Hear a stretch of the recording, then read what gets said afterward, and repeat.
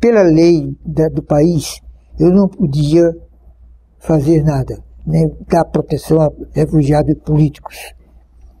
Por outro lado, eu, como pastor, eu tinha o dever e a obrigação de atender, dentro das possibilidades, um ser humano que estava fugindo da sua pátria e que não tinha ninguém por si, e encontrava uma pessoa que era autoridade aqui, que era o bispo do lugar, e que eu então pus em toda a força da igreja, sem saber se agradava ou se desagradava, mas ao mesmo tempo não provocando. E eu sempre cultivei as amizades com independência. Frota, que era o general Frota. Então o relacionamento era muito bom. E eles acreditaram em mim. Viram que eu não estava envolvendo pró governo do Brasil ou contra o governo do Brasil. Eu estava procurando cumprir um dever, que era o dever de todo ser humano. Se proteger aqueles que estão abandonados e estão sendo mortos e torturados. A parte de tortura era o que mais me angustiava, porque acho que é a coisa que deprime a natureza humana, o caráter das pessoas, e é uma coisa que revela baixeza de sentimentos. Nunca me omiti quando eles agiam dessa forma. Havia um confronto com a sua legitimidade, com o seu caráter, com a sua formação humanitária. E com a verdade. E com a verdade.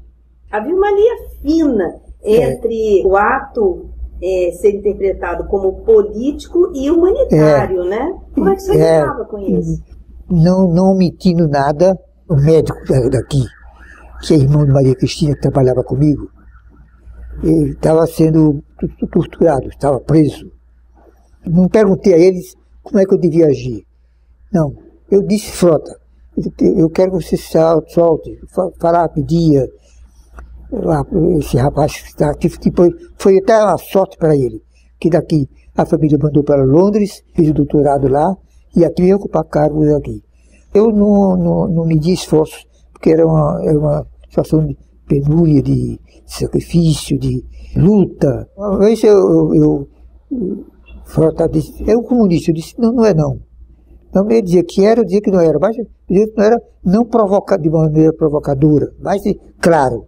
Chega uma pessoa lá que foi torturada, uma pessoa, e morreu. Eles queriam que eu fosse celebrar uma missa. Eu tratei com a família e com os militares, e eu assumia a responsabilidade de que eles liberassem. Essa negociação, então, com as autoridades da época era uma negociação constante? Era. Ou foi, digamos, uma comunicação que o senhor fez às autoridades de que passaria a atender os refugiados? Ou o senhor mantinha esse canal constante de negociação com eles para poder permitir a continuidade do trabalho com os refugiados aqui no Rio? Eu procurava não irritar, mas tomar medidas que eu devia tomar.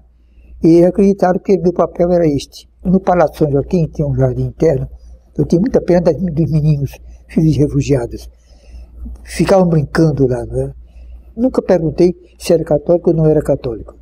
Era um ser humano que estava sofrendo. E não tinha para quem apelar. E que apelava para mim, e eu tinha possibilidade, pelo relacionamento meu, de entrar em contato e ajudar. Eu passava para Cândido que agia concretamente nas coisas.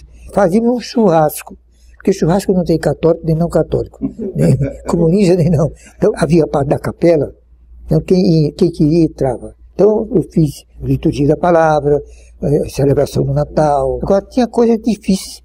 Suponhamos um caso, foi torturado e morreu uma pessoa de Minas Gerais, eu não recordo o nome.